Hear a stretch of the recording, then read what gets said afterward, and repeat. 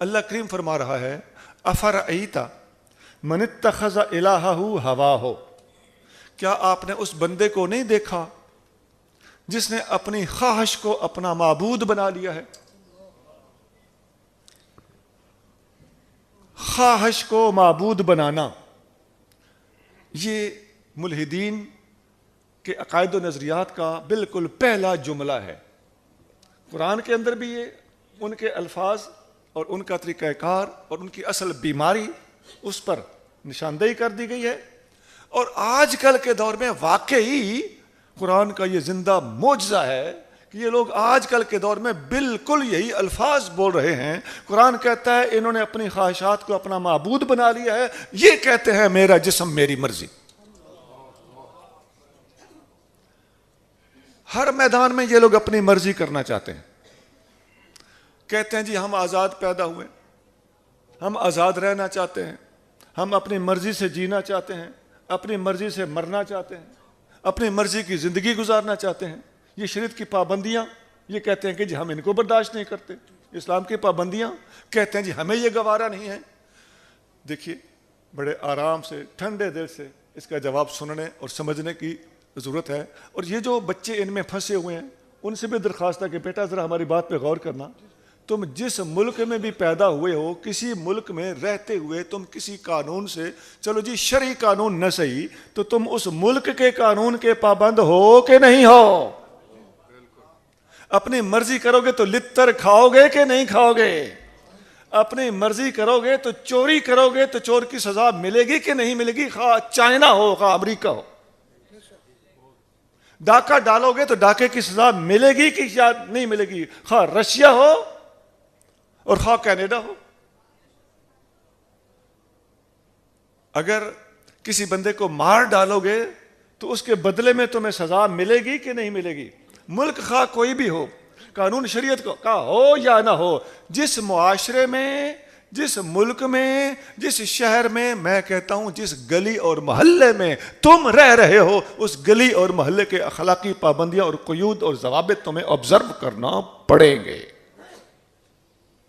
تو تمہیں تو معاشرہ اور انسانیت ہی زندہ نہیں رہنے دے گی اگر تم اپنی مرضی کرو گے۔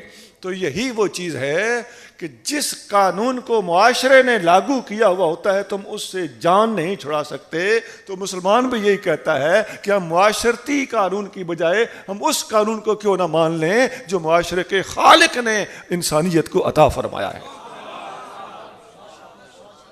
تو قانون مان لو بیٹا، انسانوں میں داخل ہو جاؤ۔ یہ جانور ہوتے ہیں جن میں کوئی قانون نہیں ہوتا۔ جانوروں میں قانون ہوتا ہے جی؟ کوئی قانون نہیں ہوتا۔ دنیا کا کوئی مذہب ایسا نہیں جس میں شادی لازم نہ ہو، نکاح۔ دنیا کا کوئی انسان اور کوئی مذہب ایسا نہیں جو اخلاقیات کا پابند نہ ہو۔ تکبر کرنا ہر مذہب کے مطابق منع ہے۔ گندی زبان استعمال کرنا ہر مذہب کے مطابق منع ہے۔ نکاح کر کے باقاعدہ معاشرے کا ایک ڈسپلنڈ فرد بننا ہر مذہب کے اندر لازم ہے۔ میاں بیوی کی ذمہ داریاں اور باپ اور اولاد کے باہمی روابط اور تعلق اور ذمہ داریاں نبھانا انسان کے ہر معاشرے کے اندر پایا جاتا ہے۔ تو اس کا مطلب ہے کہ تمہیں جن لوگوں نے یہ باتیں فیڈ کی ہیں، تم ابھی نوجوان تھے، تمہیں باتوں کا پتہ تھا نہیں، تم ان کے چنگل میں پھنس گئے۔ یہ لوگ تو تمہیں انسانی معاشرے سے باہر نکال کر جانور بلکہ شیطان بنانے کی کوشش کرتے ہیں۔ اسی لیے ایک چرچ باقاعدہ قائم ہو چکا ہے۔ چرچ کا مطلب ہوتا ہے مکتبہ فکر، ایک خاص لفظ ہے۔ ایک تو چرچ ہوتا ہے نا گرجا، نہیں، چرچ کا مطلب ہوتا ہے مکتبہ فکر، ایک سوچ ہے، ایک مذہب باقاعدہ قائم ہو چکا ہے، اس کا نام ہے ڈیول چرچ، شیطانی مکتبہ فکر۔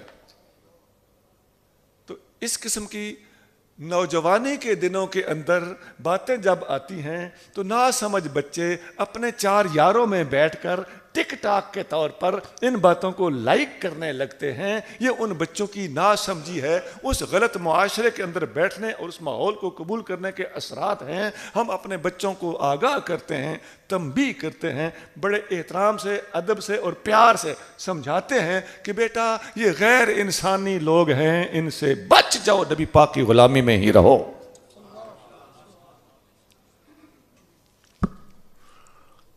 تو قرآن نے مختصر سا لفظ، چند الفاظ استعمال فرمائے کہ ان لوگوں نے اپنی خواہش کو اپنا خدا بنا لیا ہے۔